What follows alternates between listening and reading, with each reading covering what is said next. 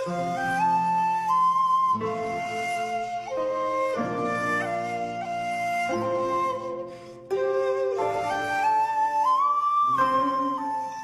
গরু লইবেন, গরু ভদ্র গরু, শিক্ষিত গরু, গরু লইবেন গরু।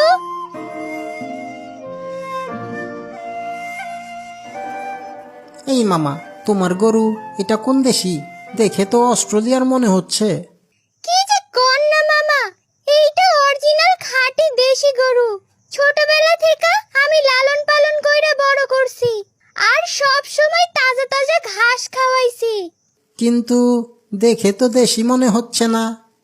আসলে ও বিদেশে থেকে পড়াশোনা করছে তো, তাই বিদেশি মনে হয়। হ্যাঁ, এটা ঠিক কইছো। গরুটার মধ্যে একটা শিক্ষিত ভাব আছে। আচ্ছা বাবু, তোমার গরুর দাম কত? আমি কি করতে বাবা নাকি? হ্যাঁ, ও সরি, ভুল হয়েছে।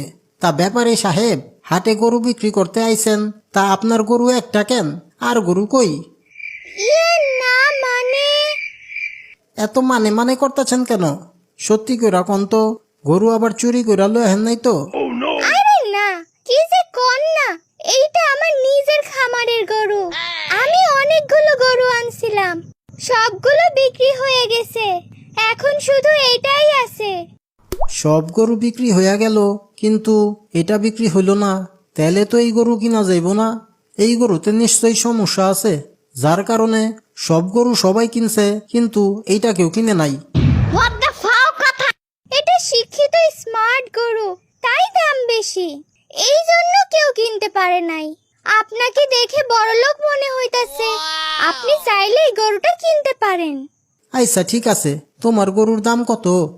দাম তো 10 লাখ টাকা, তবে আপনার জন্য 2 লাখ টাকা রাখবো। 2 লাখ? অনেক বেশি হয়ে যায়। না না, এত টাকা দিয়ে আমি এই গরু নিমু না। হোয়াট দ্য ফাও কথা! তাইলে 20,000 টাকা হইলে আমি নিতে পারি। আচ্ছা ঠিক আছে, 20,000 টাকাই দাও। যা ভেবেছিলাম তাই। গরুটা কোত্থেকে যেন চুরি করে নিয়ে এসেছে, নয়তো কেউ 2 লাখ টাকার গরু 20,000 টাকায় দিতে রাজি হয়? আচ্ছা বাবা, তুমি একটু দাঁড়াও, আমি টাকা নিয়ে আসছি। ওকে, জলদি আইসো, যাও।